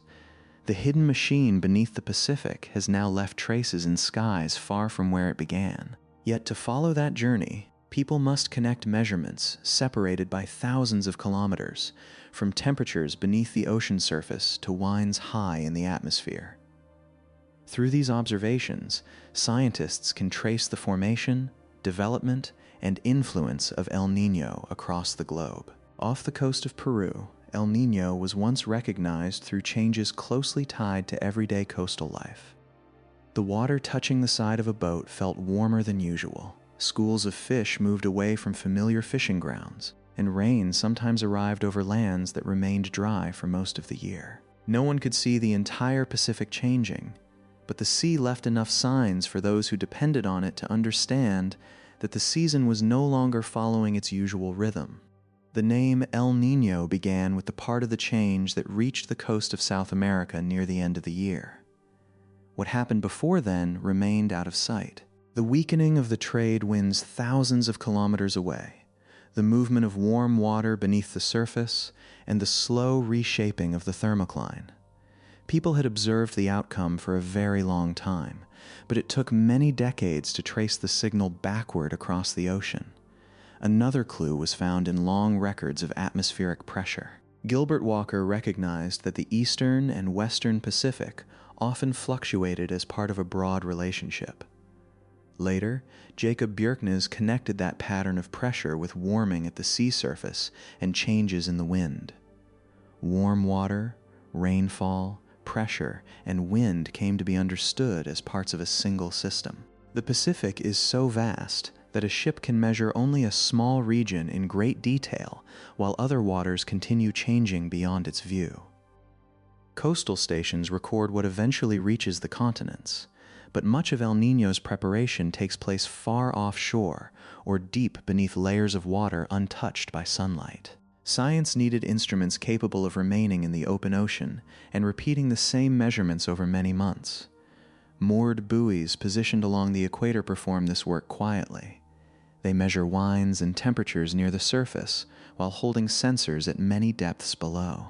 From the steady stream of numbers they transmit, the thermocline appears as a real boundary rising and sinking, while the warm layer reveals where it is growing thicker. When buoys from west to east begin recording the same change in sequence, the movement of heat can be recognized while it is still unfolding. Each buoy knows only a narrow column of water, but many such columns spaced across the equator can reveal a much broader motion. A signal appears in the west, then several weeks later is recorded farther east. Winds at the surface weaken while the depth of the warm layer changes in the same rhythm. A Kelvin wave does not form a towering crest, but its trace still passes through the sensors during its journey across the ocean. Where moored buoys are absent, drifting floats descend into the sea and later return to the surface, measuring temperature and salinity as they rise. After sending their data through satellites, they begin another cycle, expanding our understanding of how much heat is stored in the upper ocean. High above, satellites observe a signal that would be almost impossible to recognize from the deck of a ship. Warm water expands, so regions where the warm layer has thickened may stand only a few centimeters higher than the surrounding sea. Radar records these subtle differences, while other instruments monitor surface temperature, clouds, and rainfall. From orbit, the picture covers a much wider area. From beneath the sea, buoys provide the depth that satellites cannot directly reach. No single instrument can see El Niño in its entirety. Buoys measure local conditions clearly, but represent only individual points. Satellites observe nearly the whole basin, but cannot fully reveal the structure below. Research vessels collect detailed cross-sections, yet cannot be everywhere at once. The machine emerges only when these sources are placed beside one another, allowing surface winds, heat at depth, and rainfall in the atmosphere to tell the same connected story. Computer models help bridge the gaps using the physical laws governing wind, heat, and currents. They receive scattered observations and use them to reconstruct a more complete state of the ocean and atmosphere. This allows scientists to follow where heat is accumulating, recognize changes in the thermocline, and assess whether the atmosphere has begun reinforcing the warming. Models do not replace observations. They provide the place where small signals can be connected to one another. Across generations, people have moved from recognizing El Niño only after coastal waters changed to detecting its earliest signals in the middle of the Pacific. A departing school of fish, an unusual pressure pattern, a buoy recording a deeper warm layer, and a satellite detecting a slight rise in sea level can all belong to the same process. No single sign can tell the entire story, but when they begin changing in the same direction, the ocean becomes easier to read. Even so, seeing the present clearly has never meant knowing the future with certainty. Instruments can reveal how much heat the ocean is storing and how the winds have recently changed. But a new wind burst, the seasonal cycle, or other fluctuations may still strengthen the process, slow it down, or guide it along a different path. Humanity has learned to listen to an ocean that no one can ever see in full, but at the point where the present becomes the months ahead, the Pacific still keeps part of its silence to itself. After months of observation, scientists can develop a fairly clear picture of the Pacific's present state. Buoys reveal where the warm layer is growing thicker. Satellites detect bands of sea surface standing higher than normal, and wind measurements show how much the trade winds have weakened. Together, these signals help determine whether El Niño is forming, but they still cannot say with certainty how strong the event will become, how long it will last, or when it will reach its peak. The ocean carries a longer memory than the atmosphere. Heat stored beneath the surface can remain for many months. The thermocline takes time to change, and a body of water that has traveled thousands of kilometers cannot return immediately after only a few days.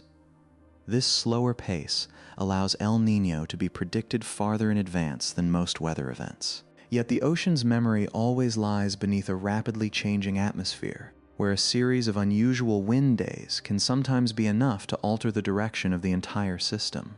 Over the western Pacific, a burst of wind from the west may appear and persist for several days or weeks. If it is strong enough, it pushes more warm water toward the Central Ocean, generates a new Kelvin wave, and drives the thermocline deeper in the east.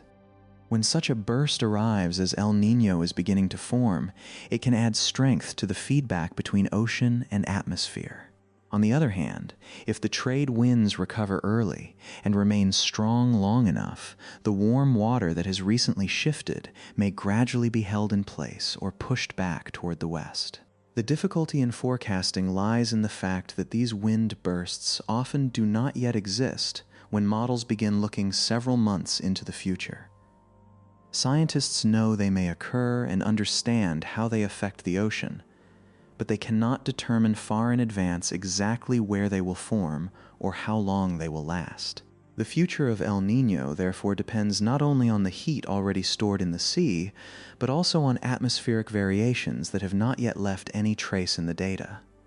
This uncertainty often becomes more noticeable when a forecast must pass through Northern Hemisphere spring. This period is known as the spring predictability barrier, because the skill of many ENSO forecasting systems tends to decline more sharply when they attempt to look from the beginning of the year toward its final months. This does not mean that every forecast fails, but it is a time when early signals are often less distinct, leaving several possible futures relatively close together. During spring, the Pacific is moving through a transitional part of its seasonal cycle. The temperature contrast between east and west, the strength of the trade winds, and the degree of connection between the ocean and atmosphere are not as clearly defined as they often become later in the year, when El Niño usually reaches a more fully developed state. A very small error in temperature, wind, or thermocline depth at this stage can grow over many months, leading the system toward very different outcomes. To represent this uncertainty, scientists do not ask a model to produce only one path. They run many similar forecasts, making slight changes to the initial conditions or to the way small atmospheric variations are represented. At first, the results may remain close together, but farther into the future, they separate into multiple branches. Some show El Niño developing clearly, others maintain only mild warming, while still others gradually return to neutral conditions. This spread is not a flaw to be hidden. It reveals how many possibilities the Pacific still leaves open. When most forecasts point toward the same outcome, confidence increases. When they diverge widely, the most honest approach is to describe the future in terms of probability rather than certainty. A forecast stating that El Niño has a 60 or 70% chance of forming does not mean that science is indecisive. It simply expresses the true clarity of the signal at that moment. Models are still simplified versions of an extraordinarily complex natural system. They must describe how winds act on the water, how heat is retained or mixed downward, and how clouds and rainfall respond to the sea surface. If rainfall develops in the wrong location within a model, the trade winds may also become too strong or too weak. A small error at the beginning of a forecast may seem unimportant, but after many months of interaction between ocean and sky, it can produce a noticeable difference in the final strength of El Niño. Each event also has a shape of its own. In some years, warm water is concentrated strongly near the coast of South America, while in others, the clearest warming remains in the Central Pacific. That location influences where clouds and rainfall develop, how the Walker circulation changes, and how signals are carried into more distant regions. Forecasting, therefore, requires more than answering whether El Niño will occur. It must also estimate where the warming will be concentrated and whether the atmosphere will respond strongly enough to sustain it. Modern observing systems have greatly reduced what remains unknown, but they cannot eliminate every gap. A buoy can record one column of water with great precision, but it cannot represent the entire basin. Satellites cover a vast area, but they cannot directly reach every deep layer, while research vessels can travel along only a limited number of routes during a limited period. Models combine these data sources to construct the best possible representation of the Pacific, but the starting point is never completely perfect. Even so, El Niño forecasts have become important tools for helping many regions prepare for seasonal changes. What matters is understanding that these forecasts are not intended to identify the exact day rain will fall or the path of a particular storm. They describe the probability of a climate state, a reasonable range of possible intensity, and the way confidence changes as new information becomes available. With each passing month, the possible futures gradually separate more clearly. If warm water continues spreading eastward, the trade winds remain weak, and tropical rainfall persists in its new location, the likelihood of El Niño developing increases. If the winds recover or the heat below is not sufficient, some of the stronger scenarios begin to fall away. A forecast is therefore not a judgment made once and then left unchanged, but a continuing process of adjustment based on what the ocean and atmosphere have most recently revealed. Today, humanity can see more deeply into the Pacific than ever before, but the future is still not contained within any single measurement. It emerges step by step through temperature, the depth of the warm layer, the strength of the winds, and the response of the sky above. Each new observation makes some possibilities more distant while bringing others closer. Once El Niño has clearly formed, the scientific question also begins to change. Attention is no longer focused only on whether it will appear, but on the earliest signs that the process of amplification is beginning to lose strength.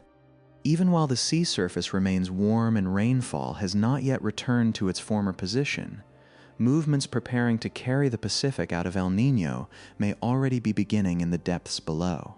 As El Niño reaches its clearest stage, sea surface temperatures across the central and eastern Pacific remain warmer than normal.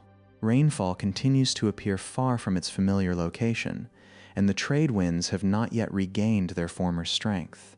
From the surface, the system may seem to be fully sustaining its rhythm. But deep below, and in parts of the ocean away from the equator, preparations for its eventual decline have already been underway for quite some time.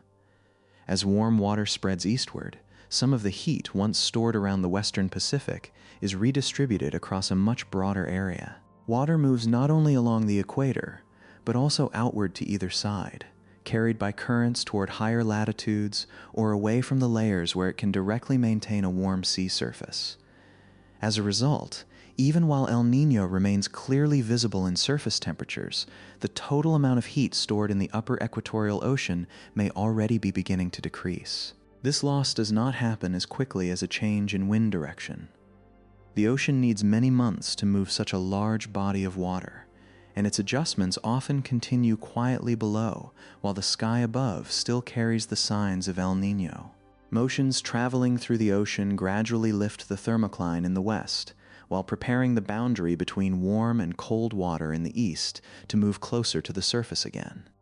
During the developing stage, Kelvin waves carried a thicker layer of warm water eastward, but the ocean does not respond through only one kind of wave moving in a single direction. On either side of the equator, slower motions also carry part of the change westward.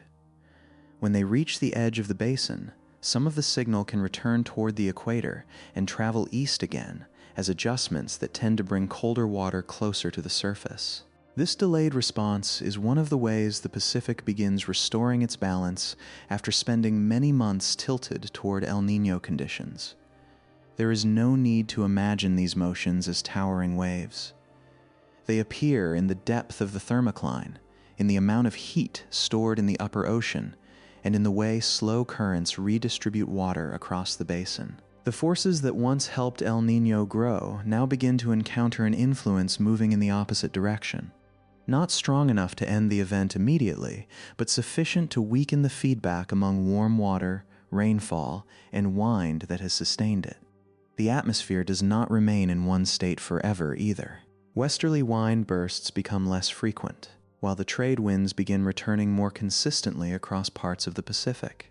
At first, this recovery may be weak and interrupted, but every prolonged period of easterly winds helps push surface water back toward the west. As the force keeping warm water in the central and eastern Pacific diminishes, those regions no longer receive heat in the same way they did during the developing phase.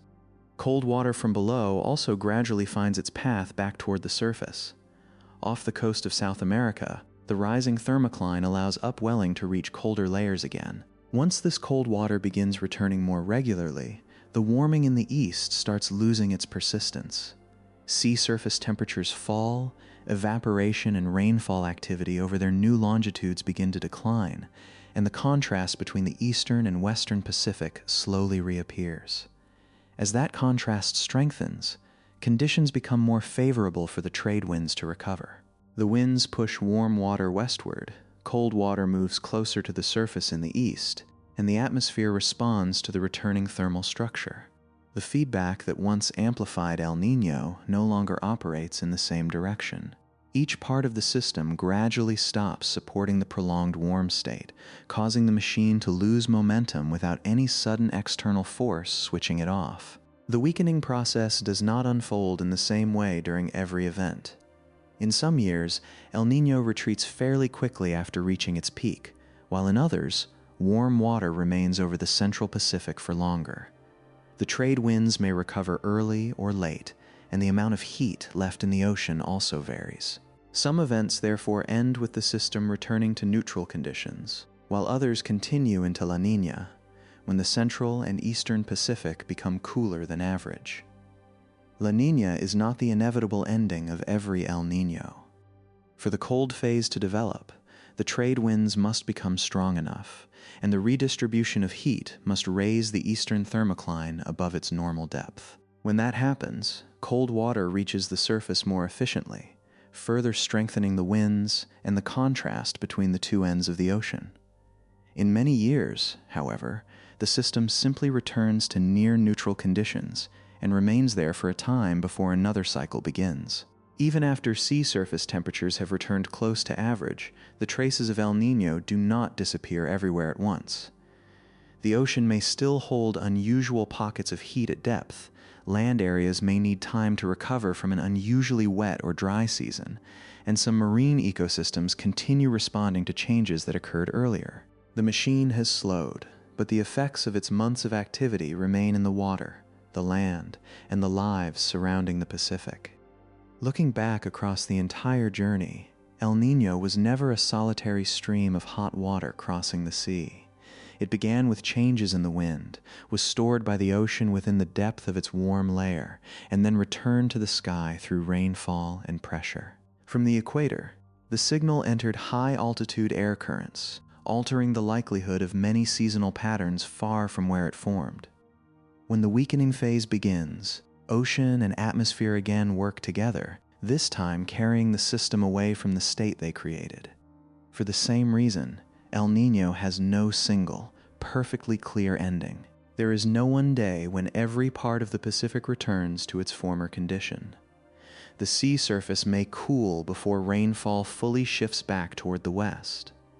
The winds may recover while deeper layers are still adjusting, and distant effects may continue appearing after the equatorial temperature signal has weakened. The ending is a prolonged transition, much like the beginning that unfolded quietly before the world began to notice.